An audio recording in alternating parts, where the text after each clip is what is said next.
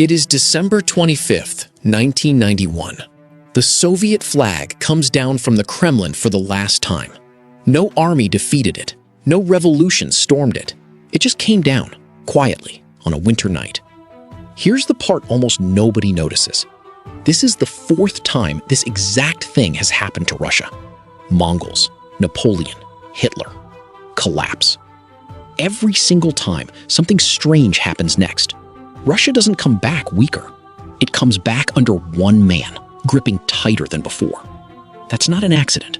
That's the actual machine running underneath 1,500 years of Russian history. And once you see it, you can't unsee it. Go back to the beginning.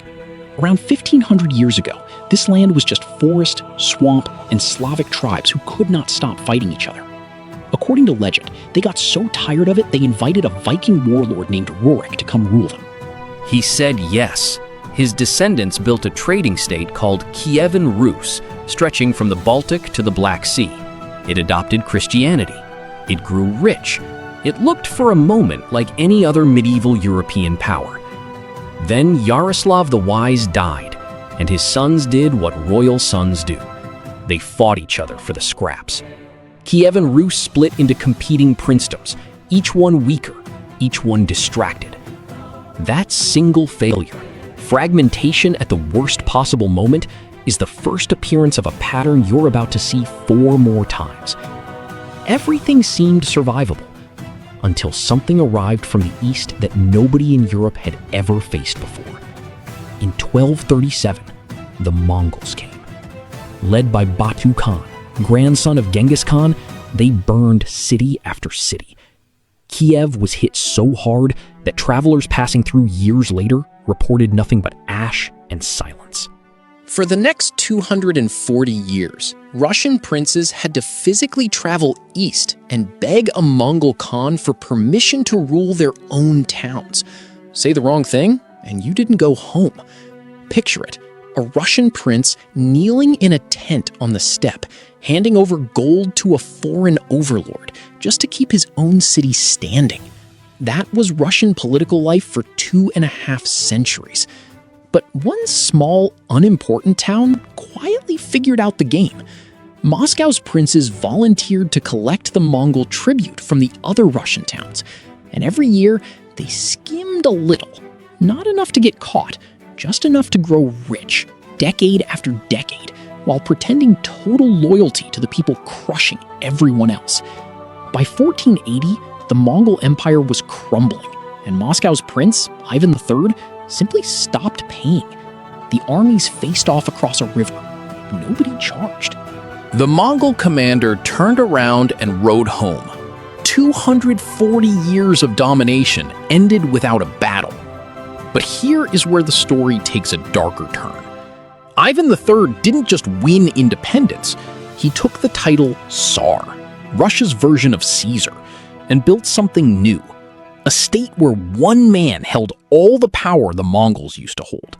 His grandson, Ivan the Terrible, became the first crowned Tsar in 1547, and when paranoia consumed him, he built a private death squad called the Oprichnina to slaughter anyone he suspected of disloyalty.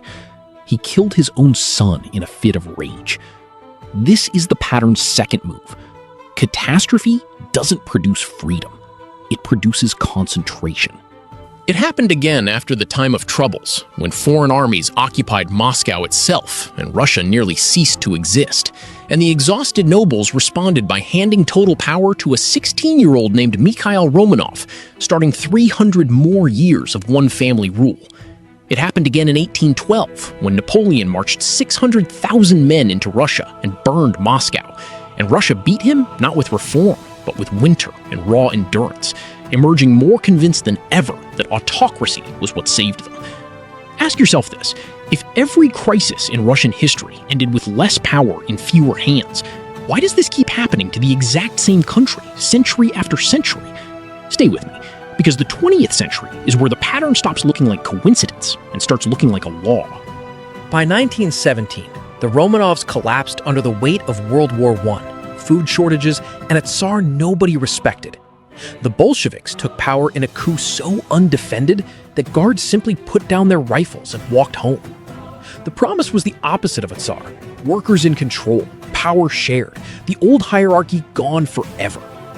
Within a decade, one man controlled everything again.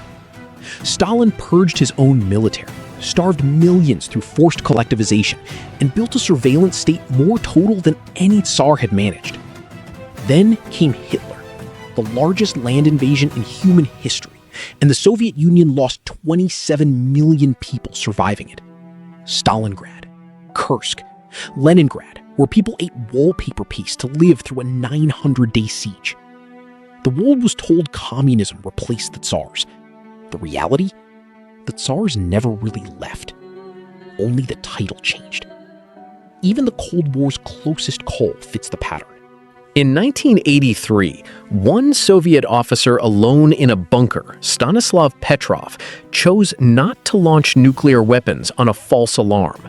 A single human being holding the fate of the planet because the entire system had been built to funnel that much power into that few hands. Then, in 1991, the cycle reset again. The USSR didn't fall to invasion. It fell to its own exhaustion. Empty shelves, broken factories, 15 countries splitting off almost overnight. For a moment, it looked like the pattern had finally broken. It hadn't. By 1999, a former KGB officer named Vladimir Putin took power in a Russia still reeling from its 1990s collapse. He brought the media under control. He brought the courts under control. He brought his rivals under control. In 2014, he took Crimea. In 2022, he invaded Ukraine outright. This is not a new chapter in Russian history. This is the same chapter, written again, with a different name on the cover. For 1,500 years, every collapse in Russia has ended the same way.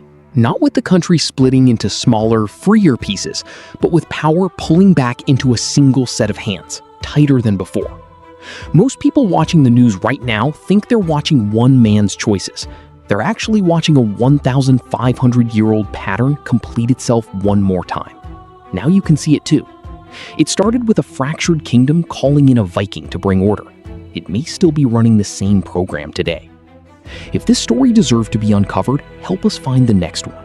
Next time, we go inside the one decision that could have stopped the Bolsheviks before they ever took power, and why nobody made it. The truth is stranger than you think.